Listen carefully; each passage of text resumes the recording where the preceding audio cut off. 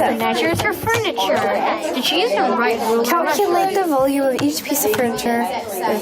Which piece has the greatest volume? So calculate the volume of each piece of furniture. What if we say we don't want it? Fine, okay. So do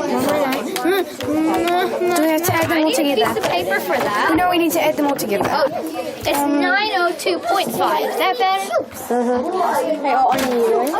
Wait, that doesn't make sense. Which one are you doing? You're doing the first one? Yeah, right. I got 902.5. Is that this one? The bed is 902.5. I got 3. The bed. 3.35. What times it, Abby? Okay, so wait.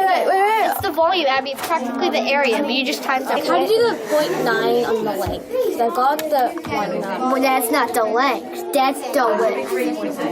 Hey, 1.9 is the length. No, it is. Yeah, 1.9 is the 1.9 length. is the length. You said the width. It's 1.95 is the width. No, I want to do the 9. Wait, this is really confusing. This is not helpful. I don't like this. This is really annoying. Can you do something? Okay, I'll do something. Hang on, half of it's 12.5. As big as 3.5. I wasn't sure what to do with the measuring. So to measure it, should we go over there? They might want to film you. Because Brooke's Have you been got a trying to work it out. calculator? She's having lots of trouble working it out. Have you girls got a calculator here? Yeah. Okay. 25, because that means 1 centimetre. 7.6. So that tells you the scale. Okay. You've worked out how many 25 centimetres are in 1.9, and that will give you your scale, so 7.6. So if we're going to make a 3D shape, guys, you need to have your 7.6, your 3.8, and then your flaps to be the 2 centimetres high when it folds together. Well, that's tragic. Try again. again. Here's your pencil back. Good luck. Okay, so I need to measure 7.6. The first one is 7.6. Yes, we know that.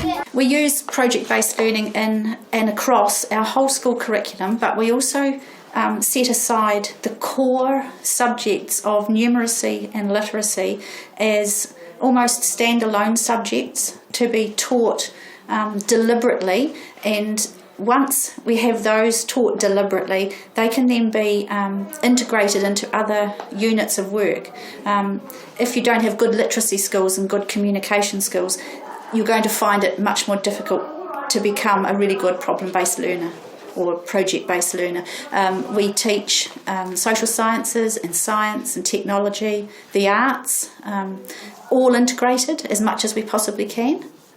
We look at bringing in aspects of most of those curriculum areas that tie in really tightly together. We don't just say, oh, we've got to make sure that we're covering all of these areas.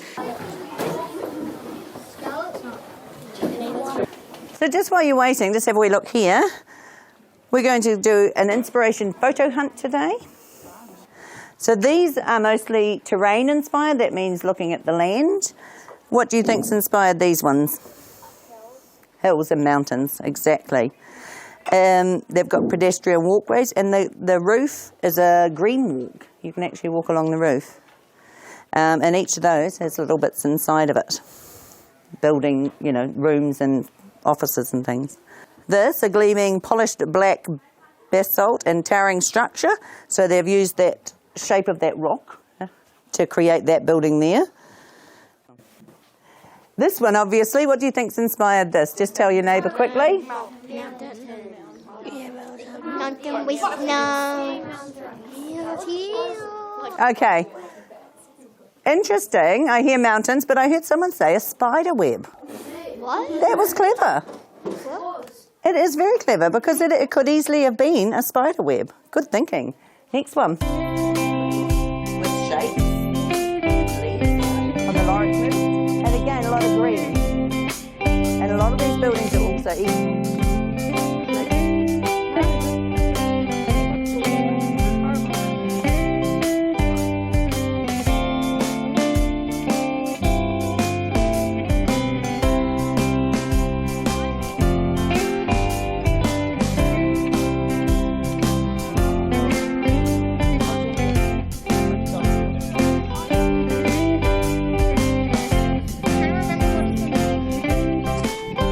to us. He lost. He just ran.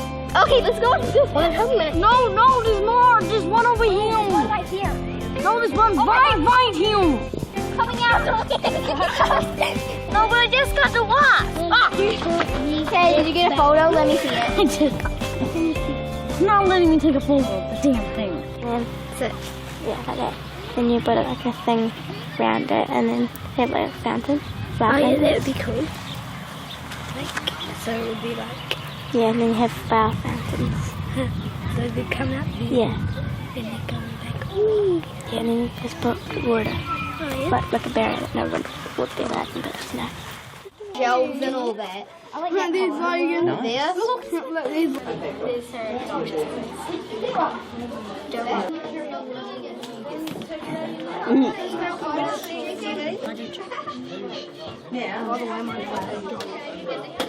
Yep, that one's good. No, because I'm gonna delete that one. That's bad. It's bad. 6. No, that's kind of pointless. That one's, yeah, keep that one because that's kind of a good one. That one's kind of that one's kind of pointless. Oh, that's actually, hey. I don't reckon we need That's cool. Everything else is pretty I don't good. think we need that one either. And what colours you could create from that. Have you got any photos there that would look and help you with a colour palette?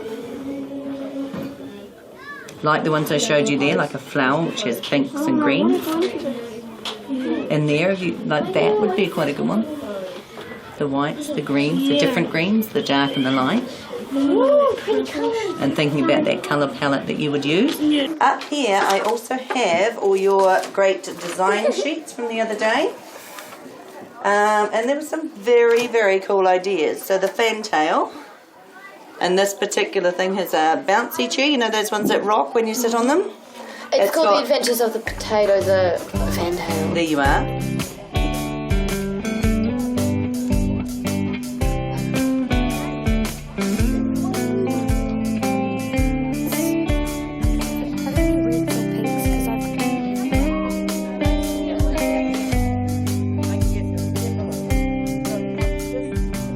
And we'd do science on a Monday, and we would do social sciences on a Tuesday, and we might do, technology on a Wednesday, which was very fragmented, and it meant that you could never really get your teeth into something and really dig deeper into it, because that's the part. The deep learning is essential to project-based learning. It's those higher order thinking skills that we're wanting the children to develop.